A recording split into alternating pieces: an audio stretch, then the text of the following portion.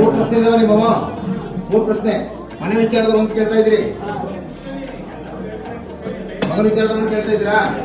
ಮಗ ಮಗ ಅದೇ ಮಗನ ವಿಚಾರದಲ್ಲೊಂದು, ಹಣಕಾಸಿನ ವಿಚಾರದಲ್ಲೊಂದು. ಅರ್ಥ ಆಯ್ತಾ? ಮೂರು ಪ್ರಶ್ನೆ ಮೂರು ವಿಚಾರ ಕೇಳ್ತಾ ಇದ್ರಿ.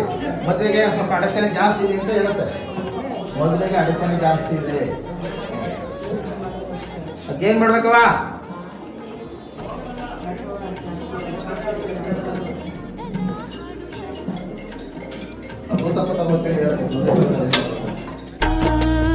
ಅಕರೆಯ ತೊಟ್ಟಿಲೊಳಗೆ ಅಮ್ಮನು ಹಾಡೋ